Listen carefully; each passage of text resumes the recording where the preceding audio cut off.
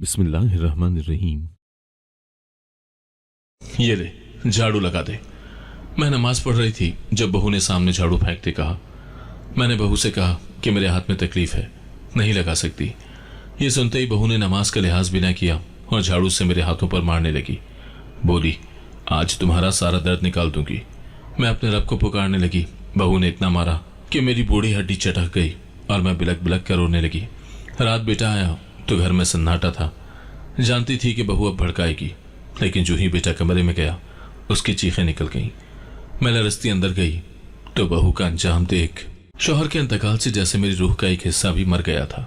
सांस तो चल रही थी मगर जिंदा होने का एहसास खत्म हो चुका था। पूरे घर में एक अजीब सा सन्नाटा था जो मेरे दिल की हालत का अक्स बन चुका था। सफेद चादर में लिपटे उनके बेजान जिस्म को जब कब्र में उतारा गया तो यूं लगा जैसे मेरी हड्डियां भी साथ दफन हो गई हों। मैं चुपचाप सब कुछ देखती रही, ना आंसू निकले ना आवाज। गम ऐसा था जो जबान से निकलने के काबिल ही नहीं रहा। ससुराल में सबसे पहले तो दिलासे दिए, 2 दिन मेरे साथ बैठे भी, लेकिन तीसरे दिन से आंखों में वही पुरानी अजनबियत झलकने लगी। घर के हर फर्द के रवैये में एक बोझ था, जैसे मैं उन पर एहसान बन गई हूं। उनके मरने के तीसरे हफ्ते ही नन ने साफ लफ्जों में कह दिया, अब तो तुम्हारा यहाँ कोई हक नहीं बचा। सास का रवैया तो और भी कठोर हो चुका था। हमने क्या हर वक्त तेरे आंसू देखने हैं? ना हमें चैन है ना हमारे बच्चों को, वो जताकर बोली थी। सच तो यह है कि शौहर के मरने के बाद मैं उस घर में सिर्फ एक बोझ बन चुकी थी। और एक दिन दरवाजे पर मेरे सामान की पोटली रख दी गई। मैं गली में खड़ी थी, हाथ में एक छोटा बैग और दिल में 1000 सवाल। पर जाने क्यों आंखों से आंसू न बहे। शायद दर्द अपनी हद से गुजर चुका था।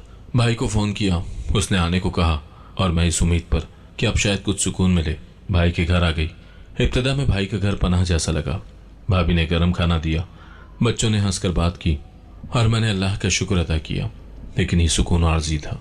जैसे जैसे दिन गुजरे भाभी के चेहरे पर वही पुरानी खफगी लौट आई। छोटी छोटी बातों पर चेहरा बिगड़ने लगा, आवाज ऊंची होने लगी और दिल में फिर वही खौफ सर उठाने लगा कि शायद ये छत भी आर्जी है। फिर वो दिन आया जो मेरे लिए कयामत से कम ना था। एक शाम भाभी ने अपने शौहर यानी मेरे भाई को बुलाया और मुझ पर इल्ज़ाम लगाया कि मैं घर में ठहरते हुए उनके माहौल पर बुरा असर डाल रही हूँ। उसने कहा कि मैं उनकी आज़ादी में मुदाखलत कर रही हूँ। भाई ने बिना कुछ सुने सिर्फ भाभी के अल्फाज पर यकीन करते हुए गुस्से में कहा, तुम यहाँ मजीद नहीं रह सकती, कल सुबह तक चली जाना। मैंने मिन्नत की, वजाहत दी, पर सब बेकार गया। उस रात मैंने सोचा कि क्या मैं वाकई इतनी बुरी हूँ कि हर दर मेरे लिए बंद हो गया है। मेरी गोद में रेहान सो रहा था, मेरा इकलौता सहारा, मेरे शौहर की आखिरी निशानी। दिल किया कि खुद को ख़त्म कर लूँ, मगर उसे देखकर ये इरादा भी तर्क कर दिया। सोचा कि अगर मैं भी चली गई तो इस मासूम का क्या होगा। यही बच्चा तो है जो मुझे दोबारा जीने की हिम्मत देगा। मैंने आंसू पोंछे और एक नई जिंदगी की तलाश में निकल पड़ी। दुपट्टे में बचा कुछ जेवर लपेटा और एक जानने वाली के जरिए फैक्ट्री में काम ढूंढा। वहां जूते सीने का काम मिला, मामूली सा मुआवजा, लेकिन 2 वक्त की रोटी का सहारा बन गया। दिन में काम, रात को रेहान की पढ़ाई और बाकी वक्त रब के सामने शुक्र और दुआ। जिंदगी मुश्किल जरूर थी, लेकिन हर दिन ये एहसास देता था कि मैं कमजोर नहीं हूं। मैं एक माँ हूं जो अपने बच्चे के लिए सब कुछ सह सकती है। मुझे उम्मीद थी कि एक दिन सब बदल जाएगा। शायद वो दिन देर से आए, लेकिन मैं थकूंगी नहीं। सुबह का वक्त था, फैक्ट्री में मशीनों की आवाजें गूंज रही थी।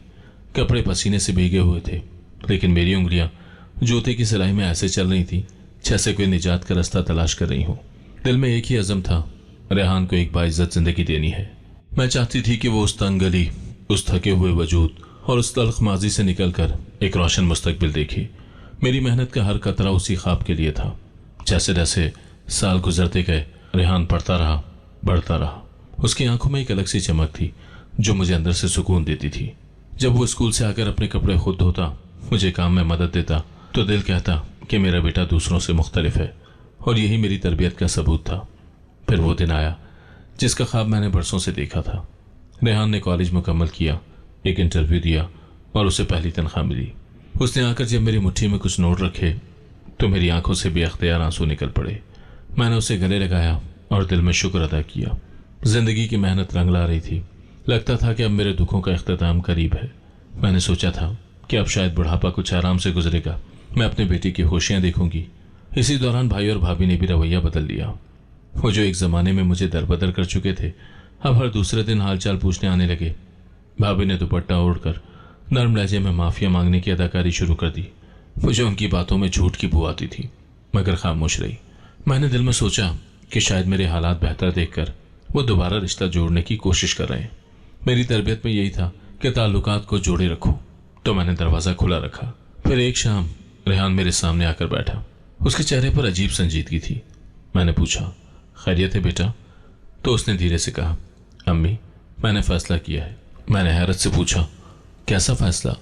वो बोला, मैं सना से शादी करना चाहता हूँ। मेरे जिस्म में जैसे बिजली सी दौड़ गई। वही सना, वही भाभी की बेटी, जिसकी माँ ने मुझ पर झूठा इल्जाम लगाकर घर से निकाल दिया था। मैं सुन हो गई। कुछ लम्हे तक अल्फाज लबों से निकले ही नहीं। मैंने नजरें उठाकर रेहान को देखा और कहा, बेटा, तुम जानते हो वो कौन है? उसकी माँ ने मेरे साथ क्या किया? रेहान ने सर झुका लिया, मगर फिर भी अपनी बात पर कायम रहा। कहने लगा, अम्मी, माजी जो भी था, मुझे सना पसंद है। वो अच्छी लड़की है, आप उसे एक मौका तो दें। कई दिन बेटे की जिद के आगे खामोश एहतजाज किया, लेकिन वो भी जिद्दी था। आखिरकार मैंने हार मान ली। एक दिन भाई और भाभी को घर बुलाया, दिल पर पत्थर रखकर रिश्ता मांगा। ये मेरी जिंदगी का सबसे कड़वा लम्हा था। भाभी के चेहरे पर वही जीत की मुस्कुराहट थी, वही नखूत, वही गुरूर, लेकिन मैं खामोश रही। रेहान की खुशी की खातिर मैंने अपना जख्म निगल लिया। ये एक माँ ही कर सकती है जो अपनी नफरत भी अपने बच्चे की खुशी पर कुर्बान कर दे। निकाह तय हुआ, रस्में हुई और सना मेरी बहू बनकर मेरे घर आ गई। दिल से खुशी का एक जराना था, हर मुस्कुराहट मस्नुई थी। मैं जानती थी जो जहर इस रिश्ते में छुपा है वो जल्द या बदीर अपना असर दिखाएगा। पर माँ थी, मैंने चुप रहने का फैसला किया। मैंने रब के सुपुर्द सब कुछ किया और खुद को एक नई आजमाइश के लिए तैयार कर लिया। शादी के इब्तिदाई दिनों में सब कुछ बज़ाहिर खुशगवार था। बहू ने हंसते चेहरे के साथ सबका दिल जीतने की कोशिश की, मेरे सामने नरमी से बात की, मीठे लहजे में बातों का आगाज किया। मैंने दिले दिल में सोचा कि शायद मैं गलत थी, शायद ये लड़की वाकई मेरे बेटे के लिए बेहतर है। मगर माँ का दिल धोखे खा भी ले तो आंखें आखिरकार सच को पहचान लेती हैं, और ये सच ज्यादा देर छुपा न रहा। चंद दिन गुजरे थे कि सना ने बातों ही बातों में कहना शुरू किया, अम्मी जी, अब हम दोनों नौकरी करते हैं, अपना एक अलग सेटअप होना चाहिए ना। मैं चौंकी, मगर खामोश रही। रेहान ने भी फौरन इस ख्याल को रद्द कर दिया कि अभी मुमकिन नहीं, लेकिन उसके जवाब ने सना के दिल में मेरे लिए एक दुश्मनी भर दी। वो समझ बैठी कि मैं ही उसके रास्ते में रुकावट हूँ। घर में उसके तेवर बदलने लगे। एक दिन जब मैंने हस्बे मामूल चाय बनाने की कोशिश की तो किचन के दरवाजे पर ताला लगा हुआ था।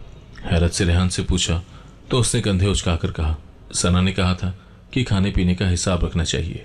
मैं खामोश रह गई, लेकिन अंदर कुछ टूट सा गया। वो किचन जहां मैंने अपने बेटे के लिए बरसों खाना बनाया, जहां मैंने उसकी पसंद की हर चीज बनाई, आज वहां दाखिला भी मेरी मर्जी का ना रहा। चंद ही दिनों में घर के हर कमरे में मेरी जगह कम होने लगी। जो पैसे रेहान हर महीने लाकर मेरे हाथ में दिया करता था, अब वो भी बहू के हाथ में जाते थे। मैं अपनी जरूरियात के लिए उसकी मोहताज हो गई थी। एक माँ जिसने अपनी जिंदगी में कभी किसी के सामने हाथ न फैलाए, आज उस दवाई के लिए भी बहू के सामने नजर झुकानी पड़ती। वो मुझे ऐसे हुक्म देती जैसे मैं कोई काम वाली हूँ। सुबह उठते ही हुक्म मिलता, बर्तन धो दीजिए, कपड़े इस्त्री कीजिए, और हाँ, मेरी चप्पल साफ कर दें। अगर कभी मैं ताखीर करती या कोई काम ना कर पाती तो जबान में वो जहर घुल जाता जिसकी करवाहट दिन भर महसूस होती। एक दिन मैंने थकन की हालत में कहा, बेटी, आज तबीयत कुछ ठीक नहीं है, जरा आराम करना चाहती हूँ। जवाब में उसकी आवाज तेज हो गई, तो किस लिए बैठी है इस घर में? खाने को, रहने को सब कुछ मिल रहा है, अब काम भी ना करें। ये वो लम्हा था जब मेरी आंखों में आंसू आ गए। मैंने पलटकर कुछ न कहा, दिल से दुआ निकली, ऐ अल्लाह, जिसका दिल तूने नरम न किया उसके शर से मुझे बचा ले। मेरे दिल में हर गुजरते दिन के साथ एक खला बढ़ता गया। मैंने कभी किसी की बेटी के साथ ऐसा सलूक नहीं किया। फिर मेरी बेटी जैसी ये लड़की मुझे इंसान क्यों ना समझती थी? रेहान मेरी आंखों के सामने था, मगर उसकी नजर बंद हो चुकी थी। वो हर बात में अपनी बीवी की तरफदारी करता। अम्मी, आप गलत समझ रही हैं, सना थक जाती है, आप समझने की कोशिश करें। मैं खामोशी से सुनती और सोचती, क्या यही मेरा बेटा है जो एक वक्त में मेरे बगैर सोना भी नहीं चाहता था? आज वो मेरे आंसू भी नहीं देख पा रहा। एक रात मैंने नमाज के बाद बहुत देर सजदे में वक्त गुजारा। मैंने रब से सिर्फ सब्र मांगा, सुकून की एक सांस मांगी। मुझे दुनिया से शिकायत नहीं थी, बस ये दुख था कि जिस बेटे के लिए मैंने दुनिया का हर जख्म हंसकर सहा, आज वही मेरी तकलीफ नहीं समझ रहा। सना की बातें दिन ब दिन ज्यादा तल्ख होती गई। कभी वो मुझ पर चोरी का इल्जाम लगाती, कभी मेरी सुस्ती का ताना देती। अगर मेहमान आते तो मुझे कमरे में बंद कर दिया जाता। अम्मी जी थकी हुई हैं, आराम कर रही हैं। वो सबके सामने झूठी मुस्कुराहट के साथ कहती और अंदर मैं दीवार से लगकर अपनी हिचकियों को रोकने की कोशिश करती। हर दिन मेरी इज्जत कम होती गई और मेरी हैसियत घर के एक बोझ से ज्यादा न रही। मैं एक कोने में सिमट गई थी जहां सिर्फ यादें थी, खामोशी थी और दिल में जलती हुई एक चुप। नमाज का वक्त था। मैंने जाए नमाज बिछाई, वजू किया और दिल से सुकून की तलाश में अल्लाह के हुजूर झुक गई। हर सजदा, हर आयत मेरे दिल का जख्म सहलाने की कोशिश थी। नमाज मेरे लिए इबादत से बढ़कर एक पनाह थी, एक ऐसा लम्हा जब मैं खुद को दुनिया के जुल्म से दूर अपने रब के करीब महसूस करती थी। कमरा छोटा सही, लेकिन उस वक्त मेरे रब का घर बन चुका था। आंखें बंद थी, जबान पर तस्बीह जारी थी और दिल में खामोश दुआ थी। उसी लम्हे दरवाज़ा धड़ाम से खुला। सना अंदर दाखिल हुई, हाथ में झाड़ू, चेहरे पर गुस्सा और आंखों में वही नफरत जो अब मामूल बन चुकी थी। मैंने चौंक कर सर उठाया, मगर नमाज तोड़ने का दिल न किया। वो जोर से बोली, ये ले झाड़ू लगा दे, और मेरे सामने झाड़ू फेंक दिया। मेरी नजरें सजदे से उठकर उसकी बेहिसी पर जा ठहरी। मैंने धीरे से कहा, बेटी मेरे हाथ में दर्द है, आज नहीं हो पाएगा। लेकिन ये सुनकर वो जैसे और भड़क गई। उसने कोई लिहाज न रखा, न मेरी उम्र का, न मेरे रब के दरबार का। झाड़ू उठाया और मेरे हाथ पे जोर से मारा। दर्द की एक तेज लहर पूरे बाजू में दौड़ गई। मैंने सिसक कर अपना हाथ पीछे किया, मगर उसकी जबान जहर उगलती रही। आज तुम्हारा सारा दर्द निकालती हूँ, वो मुझे मारते मारते बोलती जा रही थी और मैं बेबसी से खुद को समेटने की कोशिश करती रही। मेरी नमाज अधूरी रह गई, आंखों से आंसू बहने लगे। दिल में था कि शायद अगर मैं अल्लाह का वास्ता दूं तो ये बाज आ जाए। मैंने हाथ जोड़े और कहा, सना अल्लाह का वास्ता, मैं तेरे लिए माँ जैसी हूँ। मगर शायद उसके दिल में इंसानियत की कोई रमक बाकी न रही थी। वो रुकने के बजाय और जोर से बोली, तू मर क्यों नहीं जाती? हर वक्त रोती रहती है, जान छोड़ हमारी। उसके ये अल्फाज मेरे दिल में तीर की तरह पैवस्त हो गए। एक लम्हे के लिए मुझे यूं लगा जैसे मैं वाकई मर गई हूँ। मेरे हाथ की हड्डी चटक चुकी थी, दर्द का एहसास हद से बढ़ चुका था। मैं जमीन पर बैठ गई, बिलक बिलक कर रोने लगी। कमरे में जाए नमाज अब भी बिछी थी और उस पर वो आखिरी आयत लिखी हुई थी जो मैं पढ़ रही थी, इन्नल्लाह मअस साबिरीन। मैंने वो आयत दोहराई, सजदे में गिर गई और सिर्फ इतना कहा, या अल्लाह, मैं तेरी बंदी हूँ, अब तू ही देख ले। कई लम्हे में यूं ही सजदे में पड़ी रही, आंखों से आंसू बहते रहे। मेरे बाजू से दर्द की ठंडी लहर मेरे सीने तक आ गई। मैं सांस ले रही थी, मगर हर सांस में अजियत घुली हुई थी। जब हिम्मत करके उठी तो पूरे जिस्म में थकन और कमजोरी थी। वो जा चुकी थी, दरवाज़ा बंद था। मेरा दिल तो चाहा कि बेटे को सब कुछ बताऊं, मगर मुझे मालूम था कि वो मेरी बात पर यकीन नहीं करेगा। पिछली बार भी जब मैंने सिर्फ इतना कहा कि सना का रवैया ठीक नहीं, तो उसने मुझे ही समझाया था कि अम्मी, आप बहुत हसास हो गई हैं, सना दिल की बुरी नहीं है। मुझे मालूम था कि इस बार भी वही होगा, सो मैं चुप हो गई। मैंने न खाने के लिए खाना मांगा, न पानी, बस अपनी टूटी हुई हड्डी को कपड़े से बांधा और बिस्तर पर लेट गई। रात भर दर्द के साथ साथ वो जुमले भी कानों में गूंजते रहे, तू मर क्यों नहीं जाती? ये वो जुमला था जो मैं कभी भी नहीं भुला पाऊंगी। एक माँ को उसकी बहू का ये कहना कि मर जा सिर्फ जिस्म नहीं, रूह को भी जख्मी कर देता है। सुबह जब आंख खोली तो कमरा वैसे ही सन्नाटा लिए हुए था। मैंने दोबारा नमाज अदा की, इस बार रोते हुए हर सजदे में सिर्फ इंसाफ मांगा। कहा, ऐ मेरे रब, अगर मैंने कभी किसी के साथ बुरा किया हो तो तू मुझे माफ कर दे, लेकिन अगर मैं मजलूम हूं तो तू मेरा इंसाफ जरूर करेगा।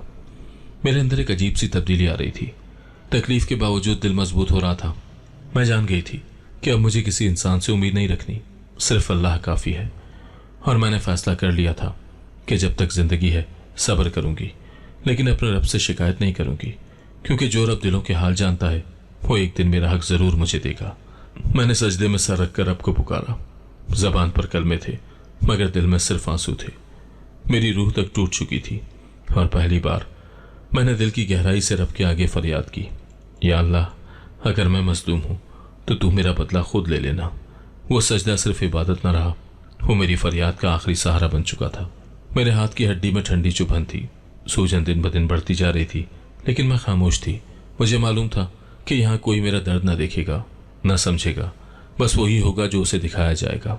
शाम को रेहान घर आया, दफ्तर से थका हुआ, लेकिन चेहरे पर वही सर्द रवैया। मैं हिम्मत करके उसके सामने बैठ गई, आहिस्ता से अपना हाथ दिखाया। बेटा, जरा देखो, बहुत सूजन हो गई है, शायद हड्डी टूट गई हो। उसने एक नज़र देखी और बजाय फिक्र के उसकी आंखों में गुस्सा भराया। अम्मी, अब ये क्या ड्रामा है? आप हर वक्त शिकायत करती रहती हैं, कभी आराम नहीं करने देती। सना कहती है कि आपने खुद गिरा दिया होगा झाड़ू। अब इल्जाम उस पर। मेरी आंखों के सामने जैसे अंधेरा छा गया। वो बेटा जो बचपन में मेरी एक सिसकी पर घबरा जाता था, आज मेरे टूटे हाथ को ड्रामा कह रहा था। मेरा दिल जैसे एक लम्हे में बिखर गया। सांसें तेज हो गई, जबान खुश्क हो गई। मैं सिर्फ इतना बोली, तुम्हें मुझ पर यकीन नहीं? रेहान ने रुख मोड़ लिया। मैं भी कमरे में चली आई। रात के आखिरी पहर का वक्त था। खामोशी छाई हुई थी और मैं नमाज पढ़कर जाए नमाज पर बैठी थी। आंखें बंद थी लेकिन दिल पूरी तरह जाग रहा था। मैं रब से बातें कर रही थी, उसे अपना दुख सुख सुना रही थी। ऐसे में अचानक एक दिल दहला देने वाली चीख ने कमरे की खामोशी चीर दी। मैं चौंक कर खड़ी हो गई। आवाज किचन की तरफ से आ रही थी और ये चीख किसी अजनबी की नहीं, मेरी बहू सना की थी।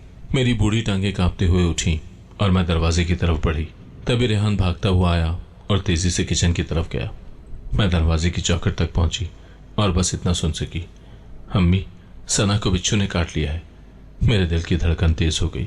सना जमीन पर गिरी हुई थी, हाथ को जोर से थामे चीख रही थी। आंखों में खौफ था। रेहान ने उसे फौरन गाड़ी में डाला और अस्पताल ले गया। मैं दरवाजे पर खड़ी बस दूर होते हुए उनकी गाड़ी को देखती रही। दिल अजीब सी बेचैनी से भर गया। ये वही हाथ था जिससे कल उसने मुझे मारा था। ये वही लम्हा था जिसके बाद सब कुछ बदलने वाला था। रात का बाकी हिस्सा मैंने कमरे के अंधेरे में गुजारा। नींद आंखों से कोसों दूर थी। कभी कभी मेरे दिल में खौफ आता, कभी रहम, लेकिन एक चीज वाज़ेह थी, मेरे रब ने मेरे सजदे सुन लिए थे। शायद यही इंसाफ की इब्तिदा थी। सुबह के करीब रेहान वापस आया। उसके चेहरे पर थकन और फिक्र के आसार थे।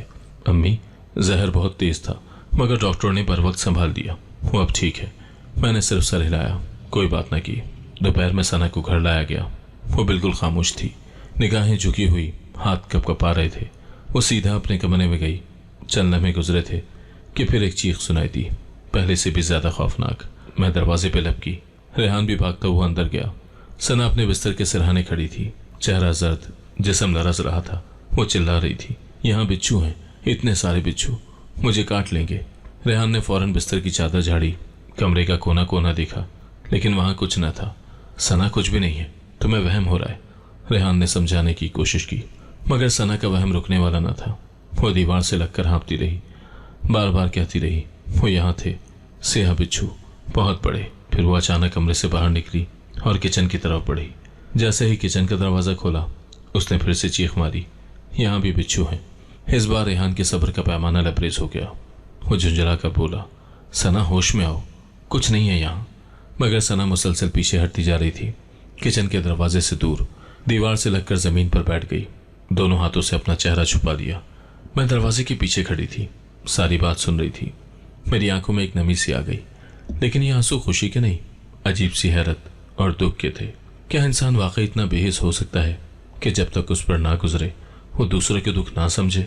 सना का खौफ अब उसके होश पर गालिब आ रहा था। वो कमरे में दाखिल ना होती, किचन की तरफ देखते ही चकरा जाती। हर चीज में उसे बिच्छू नजर आते। रेहान ने डॉक्टर से बात की, कुछ दवाएं लाया मगर उसका खौफ कम ना हुआ। रात को बार बार चीखें सुनाई देती, बचाओ, वो मेरे बिस्तर पर है। रेहान हर बार कमरे में जाता, सब चीजें चेक करता, लेकिन वहां कुछ भी ना होता। घर की फिजा बोझल हो चुकी थी। वो बहू जो मुझे एक नौकरानी से बदतर समझती थी, अब अपनी ही आंखों से वो सच देख रही थी जिसे वो झुटलाया करती थी। मेरे रब का इंसाफ आहिस्ता आहिस्ता जाहिर हो रहा था। सना अब खौफ के आलम में जीती थी, न सोती न खाती, बस एक ही बात दोहराती, वो आ जाएंगे, वो काटेंगे। और मैं खामोशी से सब देखती, नमाज पढ़ती और बस दिल में कहती, अल्लाह, तू आदिल है, तू सब देख रहा है, तू ही इंसाफ करेगा। अब वो वक्त करीब था जब सब चेहरे बेनकाब होने वाले थे और जो जुल्म मैंने सहा था वो सब वापस लौटने वाला था, शायद और भी बदतर। सना की हालत दिन ब दिन खराब होती जा रही थी। वो पहले सिर्फ रातों को चीखा करती थी, लेकिन अब दिन के वक्त भी उसे अपने आसपास बिच्छू दिखाई देने लगे थे। वो किचन, कमरा, बाथरूम, यहाँ तक कि सहन की दीवारों में भी काले से बिच्छू देखने लगी थी। उसकी आंखों में खौफ भर चुका था, चेहरा जर्द हो गया था और जिस्म कांपता रहता था। किसी चीज को छूने से पहले कई बार देखती, झाड़ती और फिर भी पीछे हट जाती। रेहान अब बर्दाश्त के आखिरी किनारे पर था। वो अपनी बीवी से मोहब्बत करता था, लेकिन हर वक्त की चीखों पुकार, वहम और झूठे मंजर उसे भी अंदर से थका रहे थे। वो उसे समझाता, सना कुछ भी नहीं है, ये सब तुम्हारा वहम है। लेकिन सना की हालत पर यह बातें बेअसर थीं। वो जवाब में बिफर जाती। मुझे झूठा मत कहो, तुम माँ बेटे दोनों मुझे पागल साबित करना चाहते हो। एक दिन हद हो गई। सना ने कमरे में दाखिल होते ही मुझ पर चीखना शुरू कर दिया। तुमने ही किया है ये सब, तुमने बद्दुआ दी है मुझे, मेरे पीछे कुछ लगा दिया है। उसने चप्पल उतारकर मेरी तरफ उछाली, मगर मैंने सर झुका लिया और खामोश रही। रेहान ने गुस्से में आकर उसे रोका तो वो उस पर भी चिल्ला पड़ी। तुम क्यों इस बुढ़िया की तरफदारी करते हो? तुम्हें अपनी माँ ही नजर आती है, बीवी नहीं। रेहान का चेहरा सुर्ख हो गया, आवाज बुलंद हुई। बस करो सना, अब हद हो गई है। सना ने उसी वक्त अपना बैग उठाया, कपड़े जमा किए और बोली, मैं अपने बाप के घर जा रही हूँ। तुम्हें मेरी फिक्र नहीं तो मुझे भी तुम्हारी जरूरत नहीं। मैं दरवाजे के पीछे खड़ी थी, दिल में सुकून और दुख की एक मिलीजुली कैफियत। जब वो निकल गई तो मैं रेहान के पास आई और कहा, बेटा अगर बीवी है तो ले आओ उसे वापस। उसने मेरी तरफ देखा, आंखों में एक थकन थी, जैसे बरसों का बोझ उठा रखा हो। धीमे लहजे में बोला, नहीं अम्मी, अब नहीं जा सकता। जो जबान आज उसने आपके लिए इस्तेमाल की वो कभी भुलाई नहीं जा सकती। पहली बार रेहान ने खुद मेरी आंखों में आंखें डालकर बात की थी। मुझे महसूस हुआ जैसे वो जाग चुका हो, जैसे अब उसने सच देख लिया है। दूसरी तरफ सना के माँ बाप हैरान थे। वो समझ ही नहीं पा रहे थे कि अचानक उनकी बेटी को ये क्या हो गया है। जब वो घर पहुंची तो चंद घंटों के अंदर ही उसने शोर मचाना शुरू कर दिया। दरवाजे के नीचे बिच्छू है, अलमारी के पीछे भी है, मुझे यहाँ भी मारने आ गए। माँ बाप ने कमरा छान मारा मगर कुछ न था। सना जमीन पर बैठ गई, अपने बाल नोचने लगी और रोती रही। ये सब उस औरत की वजह से, वो मेरे पीछे साया लगा गई है। कभी वो रात को सोते सोते हड़बड़ा कर उठती, कभी दिन के वक्त दीवार पर हाथ मारती। हर घंटे बाद एक नई चीख, एक नया वहम। उसके माँ बाप ने डॉक्टर के पास ले जाना शुरू किया। पहले आम वालिजीन, फिर नफ्सियाती माहिरीन। दवाएं दी गई, नींद की गोलियां भी, लेकिन इफाका ना हुआ। घर वाले थकने लगे, पड़ोसी भी चुपके चुपके बातें करने लगे। ये वही लड़की है ना जिसने अपनी सास को मारा था? अल्लाह की मार है ये। रेहान ने चंद बार फोन पर उसके माँ बाप से बात की, लेकिन वो अब खामोश थे। न बेटी को समझा पाते, न शौहर को कुछ कह पाते। वो खुद परेशान थे। बेटी एक कदम बाहर न निकलती और घर में सब कुछ उलट पुलट हो चुका था। सना का वजूद भी एक साया बन चुका था, बेचैन, बदहाल और बेकाबू। और मैं बस सजदे में गिरती, रब से कहती, या अल्लाह बस इंसाफ हो गया, अब उसे माफ कर दे, हिदायत दे या आराम दे। मगर जो दिल सच से इनकार करे उसे सुकून देर से मिलता है, या फिर कभी नहीं। सना की हालत अब मुकम्मल तौर पर बिगड़ चुकी थी। ना दिन को सुकून, ना रात को नींद। रात के सन्नाटे में उसकी चीखें गूंजती थी, बिच्छू मुझे काट रहा है, बचाओ। वो अपने बाजू, टांगे और चेहरा नोचने लगती। आंखें वहशतज़दा, बाल बिखरे हुए, होंठों पर कपकपाहट। वो लड़की जो चंद महीने पहले गुरूर से बोलती थी, आज खुद अपने होश में ना थी। उसके माँ बाप हर तरफ से थक चुके थे। रूहानी इलाज करवाया, डॉक्टरों के पास ले गए, दवाएं बदली, हामिलों को बुलाया, लेकिन सना की हालत जैसे एक ही जगह जमी हुई थी। कभी कभार वो एकदम खामोश हो जाती, दीवार को घूरती और फिर यकायक जोर से चीख पड़ती। वो आ गया, उसने मुझे देख लिया है, मुझे ले जाएगा। फिर एक दिन सना की माँ का सब्र भी जवाब दे गया। वो खुद फूट फूट कर रो पड़ी और कहा, हमसे अब ये नहीं देखा जाता, कोई कुछ करे, ये मरने से पहले हमें मार देगी। मोहल्ले वालों की बातें, रिश्तेदारों की नजरें और अपनी बेटी की चीखें, सब मिलकर माँ बाप को तोड़ चुके थे। तब एक रिश्तेदार ने मशवरा दिया, किसी अच्छे जहनी अमराज के अस्पताल ले जाओ, शायद वहां इलाज मुमकिन हो। शुरू में उन्होंने इनकार किया, लेकिन सना की हालत देखकर मजबूर हो गए। दिल पर पत्थर रखकर उसे एक सरकारी जहनी अस्पताल में दाखिल करवा दिया। जब एम्बुलेंस दरवाजे से निकली, सना मुसलसल दोहरा रही थी, मुझे मत ले जाओ, वो सब मेरे पीछे हैं, वो मुझे खत्म कर देंगे।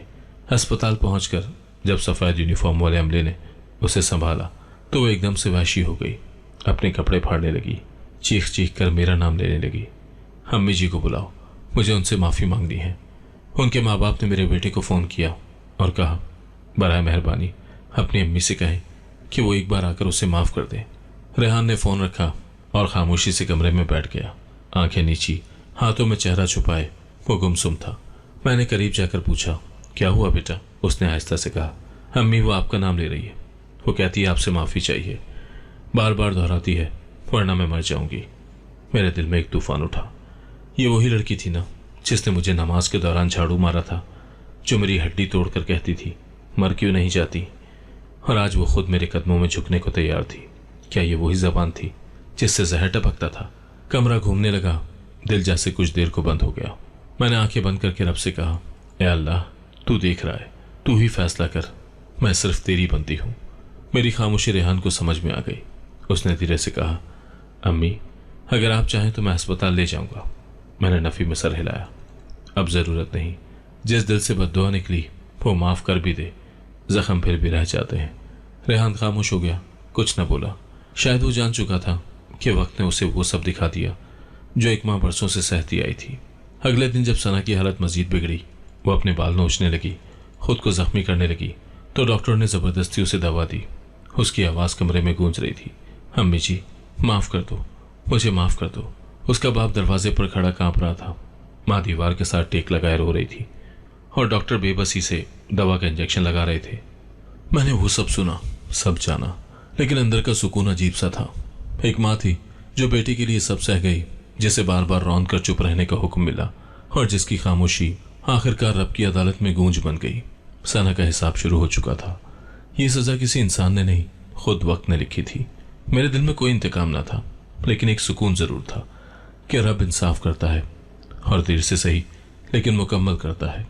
उस दिन की सुबह आम दिनों से मुख्तलिफ नहीं थी, मगर मेरे दिल में एक बेचैनी सी थी। मैं मामूल के मुताबिक नमाज पढ़कर जाए नमाज पर बैठी थी और अपने रब से दिल की बातें कर रही थी कि दरवाजे पर दस्तक हुई।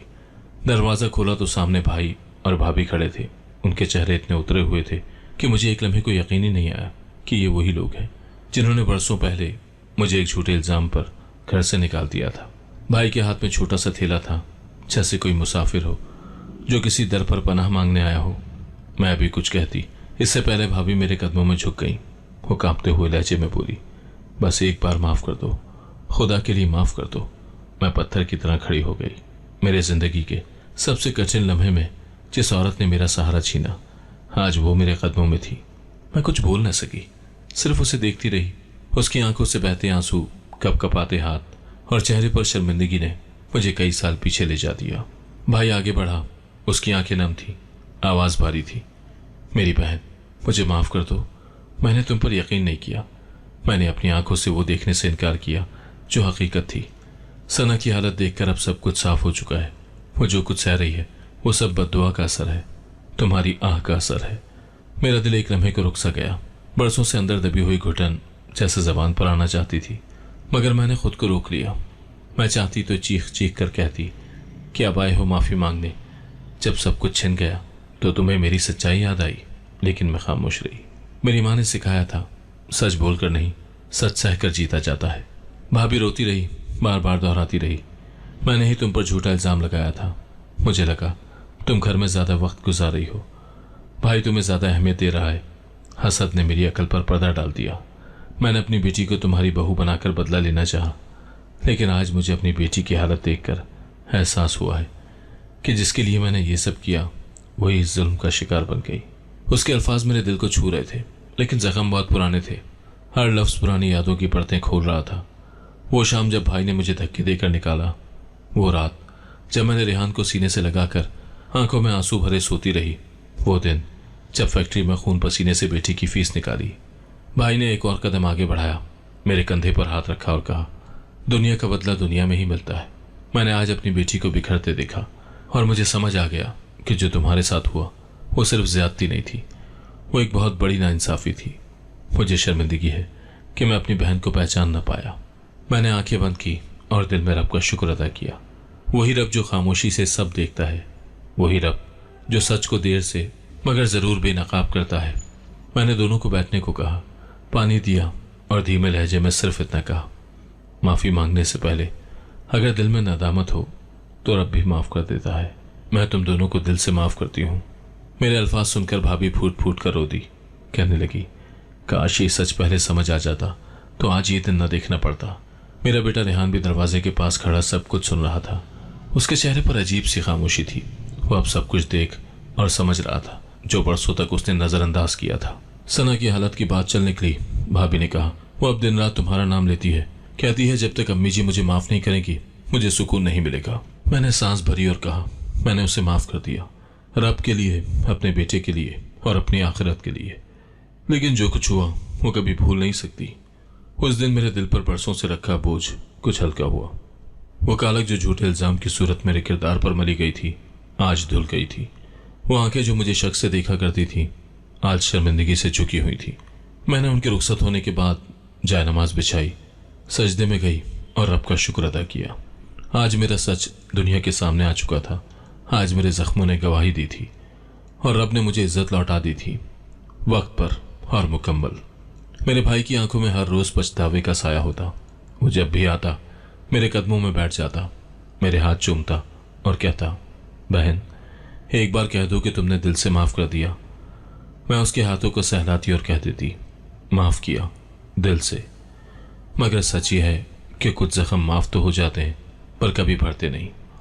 भाभी भी हर मुलाकात पर रोती। वो अब अपने किए पर शर्मिंदा थी और उसकी जबान पर हर वक्त सिर्फ एक जुमला होता, अगर मैंने झूठ ना बोला होता तो आज ये दिन ना देखते। मगर शायद रब के निज़ाम में ताखीर नहीं, तरतीब होती है। जो बोया जाता है वही काटा जाता है। उसी शाम जब सब कुछ मामूल पर लगने लगा था, रेहान के फ़ोन पर कॉल आई। दूसरी तरफ सना की माँ थी। उसकी आवाज़ कांप रही थी। बेटा। सना नहीं रही। रेहान के हाथ से फ़ोन छूटते छूटते बचा। चेहरा जर्द पड़ गया और वो एकदम ज़मीन पर बैठ गया। मैं घबरा कर उसके करीब गई, पूछा, क्या हुआ? वो मेरे कदमों में सर रखकर फूट फूट कर रोने लगा। मेरी आंखें खुली की खुली रह गई। जिस लड़की की बदतमीजी, तल्ख ज़बान और जुल्म ने मुझे तोड़ दिया था, वो अब दुनिया में नहीं रही थी। कुछ देर के बाद रेहान को संभाल कर मैंने कमरे का दरवाज़ा बंद किया और अपने रब के हुजूर सजदे में चली गई। ज़बान पर सिर्फ एक दुआ थी, ऐ अल्लाह, अगर मेरी आह से कुछ हुआ है तो तू उसे माफ़ कर दे। मैंने तो उसके लिए भी दिल से माफ़ी मांगी थी। अगले दिन मोहल्ले में एक ही बात गूंज रही थी, ये उसी जुल्म का अंजाम है जो उसने अपनी सास के साथ किया था। लोग आते, ताज़ियत करते, मगर साथ ये भी कहते कि रब का निज़ाम बहुत निराला है, जो करते हो वही भुगतना पड़ता है। मैं सब सुनती रही, कुछ न बोली। दिल में सुकून भी था और एक अजीब सा खला भी। मैंने सना की वफात पर आंखों से आंसू बहाए, न इसलिए कि वो मेरी बहू थी, बल्कि इसलिए कि वो एक माँ की बेटी थी, एक औरत थी जो शायद वक्त पर समझ ना सकी। रेहान दिनों तक खामोश रहा। उसकी आंखों में पछतावे की गहराई थी। वो बार बार आकर कहता, अम्मी मैंने आपकी बात ना मानी, आपके दर्द को नज़रअंदाज किया, आपसे नज़रें चुराकर बीवी के अल्फाज पर यकीन किया। हाथ सब खत्म हो गया। मैंने उसे सीने से लगा लिया और कहा, बेटा मैं माँ हूँ। माँ कभी औलाद से शिकवा नहीं रखती। तुम्हारा एहसास ही मेरी जीत है। वक्त जैसे थम गया था। सना का जाना सिर्फ एक मौत न थी, वो एक अंजाम था, एक तहरीर थी जो वक्त ने मेरे लिए लिखी थी। वो तहरीर जिसमें बरसों की अजियत, सब्र, खामोशी और दुआ का खुलासा था। मेरे लिए एक लम्हा था जहां मैं खुद को खाली महसूस कर रही थी। बरसों का बोझ शायद उतर गया था, लेकिन वो निशान जो रूह पर लगते हैं वो कभी नहीं मिटते। मैं घर के आंगन में बैठी थी, चाय का कप हाथ में था और रेहान मेरे कदमों के पास बैठा खामोशी से ज़मीन को घूर रहा था। मैंने उसके सर पर हाथ रखा और कहा, अब जिंदगी को नए सिरे से जीना है। पुरानी तलखियां दिल में रखोगे तो कभी सुकून न मिलेगा। वो मेरी तरफ देखकर बोला, अम्मी आप मेरे लिए जन्नत हैं। मैंने देर से जाना, मगर अब आपकी खिदमत मेरी ज़िंदगी का मकसद है। मेरे दिल को सुकून मिला, एक ऐसा सुकून जो बरसों के बाद नसीब हुआ। और उस लम्हे मैंने रब से सिर्फ एक दुआ मांगी, या अल्लाह, जो सच की राह पर चले उसे कभी तन्हा ना छोड़ना, और जो जुल्म करे उसे वक्त पर उसका आईना दिखा देना। अब मेरे दिल पर धरी बदनामी धुल चुकी थी। रब ने मुझे इज्जत से सुरखरू किया था। ये वो लम्हा था जहां मेरे सच की रोशनी ने झूठ की तमाम तारीकियों को जला दिया था। वो सुबह जिंदगी की तारीख रातों के बाद आई थी। कमरे में खामोशी थी। सूरज की रोशनी खिड़की से छन छन कर अंदर आ रही थी। रेहान मेरे सामने बैठा था और उसकी आंखों में बरसों की नमी झलक रही थी। वो मेरी तरफ देख रहा था, जैसे कुछ कहने की हिम्मत जुटा रहा हो। फिर यकयक वो मेरी गोद में सर रखकर फूट फूट कर रोने लगा। माँ, मैं बहुत गलत था, बहुत नाकदरा निकला। आपके दर्द को महसूस न किया, आपकी हर फरियाद को नज़रअंदाज करता रहा। मैंने अपनी आंखों से सच देखा, पर देर से। मेरे हाथ भी अख्तियार उसके सर पर फिसलने लगे, जैसे बरसों की तकलीफ अपने लम्स से मिटा रही हूँ। मेरे दिल में एक लम्हे को शदीद दुख उभरा, लेकिन उसी लम्हे एक माँ की ममता सब पर गालिब आ गई। मैंने उसे सीने से लगा लिया और कहा, बेटा माँ की गोद हमेशा खुली रहती है। देर से आए हो मगर खाली नहीं जाओगे। रेहान मेरी गोद में छोटे बच्चे की तरह रो रहा था और मैं रब का शुक्र अदा कर रही थी कि मेरे बेटे ने वक्त पर सब कुछ जान लिया। सना के जाने के बाद वो टूट गया था, लेकिन वो टूटना उसके अंदर की रोशनी को जगा गया था। चंद महीने बीते, रेहान के चेहरे पर जिंदगी की रौनक दोबारा आने लगी। मैं जानती थी कि वो जिंदगी को फिर से आगाज देना चाहता था, मगर किसी गुनाह के बोझ के साथ नहीं, बल्कि एक नई नीयत, नई उम्मीद के साथ। मैंने खुद ही उसकी दोबारा शादी का फैसला किया। कहा, बेटा, अगर इंसान को दूसरी बार मौका मिले तो उसमें पहला सबक जरूर शामिल होना चाहिए। इस बार ऐसी लड़की चुनेंगे जो बीवी होने के साथ साथ बहू भी हो और सबसे बढ़कर एक इंसान हो। अल्लाह ने सुन ली। चंद ही हफ्तों में एक रिश्ता आया जिस लड़की की सब तारीफ करते थे। शरीफ, बाइखलाक, नरमगो और सबसे बढ़कर माँ बाप की खिदमत गुजार। मेरा दिल मुतमईन हो गया। शादी सादगी से हुई। नई बहू आंगन में कदम रखते ही झुककर मेरे पांव छूने लगी तो मेरे दिल के अंदर एक नरम सी रोशनी फैल गई। रेहान की आंखों में भी सुकून नजर आया और मैंने दिल में कहा, रब का शुक्र है, शायद अब मेरे बेटे की और मेरी जिंदगी की नई फसल उगने वाली है, वो भी अमन की। नई बहू का नाम सादिया था। वो सुबह उठकर पहले मेरे कमरे में आती, सलाम करती, मेरे लिए चाय बनाती और दिन का आगाज मेरे कदमों से करती। उसकी हर बात में अदब था और हर अमल में इज्जत। घर में वो रौनक लौट आई थी जो परसों पहले चली गई थी। खाने की मेज पर कहकहे सुनाई देने लगे, किचन से महक आती और रेहान अब माँ को अपनी जिंदगी का महवर मानता था। वो शाम को दफ्तर से आता, मेरे कमरे में बैठकर हाल पूछता और कहता, माँ, आज जो सुकून है वो शायद कभी न था। जिंदगी जैसे अपनी असल हालत में लौट आई थी। लेकिन कुछ रातें ऐसी भी आती हैं जब खामोशी दिल को घेर लेती थी, जब सब सो रहे होते थे और मैं तन्हा बैठकर माजी की परछाइयाँ देखती। वो लम्हे जब सना ने नमाज के दौरान झाड़ू मारा था, जब रेहान ने मेरे सूजे हाथ को ड्रामा कहा था, जब मैं दरवाजे के पीछे छुपकर रोती थी। वो सब यादें आज भी मेरे साथ चलती थी। कभी एक आयत पढ़ते पढ़ते वो मंजर आंखों के सामने आ जाता और दिल में एक ठंडी लहर दौड़ जाती। मैं खुद को समझाती कि वो सब गुजरा कल है, आज का शुक्र अदा कर, रब ने इंसाफ किया, सुकून दिया, बेटा लौट आया। मगर दिल है, उसे सब याद रहता है। मैंने सादिया को कभी वो सब नहीं बताया। उसकी मोहब्बत में कोई शक न था और मैं नहीं चाहती थी कि मेरे जख्म उसकी खुशियों पर साया डाले। बस कभी कभार जब वो मेरे घुटनों पर मालिश करती तो मैं उसके हाथ थाम लेती, आंखें बंद करके रब का शुक्र अदा करती और दिल में कहती, अल्लाह का करम है, मेरे घर की जन्नत मुझे वापस मिल गई है। रेहान भी बदल चुका था। वो अब हर वक्त मेरे आसपास रहता, मेरी तबीयत का ख्याल रखता, मेरी रजा को अपना सुकून मानता। कभी जब मैं थक जाती तो वो आहिस्ता से कहता, अम्मी, अब मेरी बीवी नहीं, आप हो वो जिसके गिर्द सब कुछ घूमता है। ये सुनकर मेरी आंखें नम हो जाती और मैं रब से सिर्फ एक ही दुआ मांगती, या अल्लाह, ये सुकून कायम रख, ये बेटा हमेशा सच का साथ दे और जो दुख गुजरे उनसे सबक लेता रहे। वक्त ने दिखाया कि रब अगर आजमाता है तो नवाजता भी है और आज मेरी जिंदगी में वो सुकून था जिसकी तलाश में मैंने उम्र गुजारती थी। माँ की जन्नत बेटे को जब याद आई तो दुनिया की हर नेमत वापस मिल गई। जब भी वो दिन याद आते हैं दिल की धड़कन रुक सी जाती है, एक सर्द लहर रीढ़ की हड्डी में उतर जाती है। माजी की वो तस्वीरें जो वक्त की गर्द में छुप गई थी अचानक धुंध से निकलकर आंखों के सामने रक्स करने लगती हैं। वो लम्हे जब मेरे सच को झूठ कहा गया, जब मेरी माँ की गोद जैसी गोद को धुतकारा गया, जब मेरा बेटा मेरे दर्द पर यकीन करने के बजाय मेरी खामोशी को जिद समझ बैठा। नमाज अब भी मेरी वाहिद पनाहगाह है। हर सजदे में वही रब है जिसने मेरी खामोश आहों को सुना, जो मेरे टूटे दिल की जबान समझा। मेरी पेशानी जमीन से लगी आज भी उसी यकीन से झुकती है कि रब इंसाफ जरूर करता है और मुकम्मल करता है। इन सजदों में कभी शिकवा था, कभी सब्र, कभी सवाल, और अब शुक्र है। वो शुक्र जिसमें सुकून छुपा है, जिसमें वो आफियत है जिसकी बरसों से तलाश थी। हर आयत जो मैं पढ़ती हूँ वो मुझे मेरे सफ़र की याद दिलाती है। मैंने जुल्म सहा चुप रहकर, मैंने सब्र किया आंखों में आंसू लेकर, मैंने दुआ मांगी टूटे दिल के साथ और मैंने इंसाफ पाया खामोशी से। आज मेरा बेटा बदल चुका है। वो जो कभी माँ को सुनने के बजाय दूसरों की ज़बान पर यकीन करता था, आज मेरी बात को हुक्म मानता है। वो जो पहले मेरी कुर्बानियों को फ़र्ज समझता था, आज हर कुर्बानी पर मेरी आंखों में शुक्र के आंसू लाता है। वो सना जो एक ज़माने में मेरे लिए तकलीफ़ का दूसरा नाम थी, अब उसका अंजाम दुनिया के सामने आया। मोहल्ले की औरतें जब मेरे घर आती तो सर झुकाकर कहती, बाजी, आपने जो सहा कोई और होता तो मर जाता, आपके सब्र ने आपको बचा लिया और उसका अंजाम सबके लिए सबक बन गया। मैं सिर्फ मुस्कुरा देती और दिल ही दिल में कहती कि सबक सिर्फ उसे नहीं, मुझे भी मिला। रब पर यकीन रखने का, खामोशी से सहने का और माफ़ी का। मेरी नई बहू सादिया आज मेरे साए की तरह मेरे साथ है। वो मेरा हर काम खुद करती है, मेरी हर दुआ में शामिल होती है। रेहान हर रोज़ मुझे यह एहसास दिलाता है कि वो अपनी माँ को पहचान चुका है। उसकी हर बात, हर अंदाज मुझे माजी से दूर करने की कोशिश करता है, लेकिन कुछ जख्म भर जाते हैं, निशान बाकी रह जाते हैं। कभी कभार आंगन में बैठे बैठे या रात के आखिरी पहर में जाए नमाज पर बैठी वो पुराने मनाजिर आंखों में घूम जाते हैं। मैं सोचती हूँ, क्या मैं वाकई इतनी मजबूत थी या मेरा रब मुझे अपनी रहमत से थामे हुए था।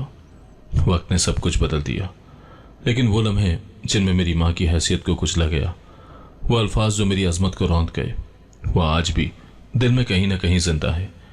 लेकिन अब मैं उन यादों को अपने ऊपर हावी नहीं होने देती। अब मैं उनसे सीखती हूँ। मैं उन औरतों के लिए दुआ करती हूँ जो आज भी मेरी तरह हालात से लड़ रही हैं, जो खामोश हैं मगर अंदर से चीख रही हैं।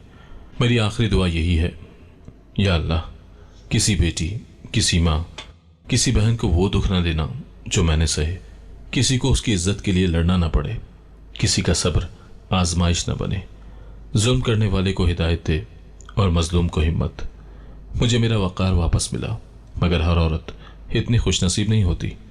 तो ऐ रब, मेरी दुआ को उन औरतों की ढाल बना दे, मेरा सब्र उनकी ताकत बन जाए और मेरी जिंदगी की कहानी किसी और की जिंदगी की रोशनी। आज मेरी जबान खामोश है, मगर दिल हर वक्त एक ही दुआ दोहराता है, या अल्लाह, बस अब अमन दे, सुकून दे और ऐसी आजमाइश किसी को ना दे जो सांसों को बोझ बना दे।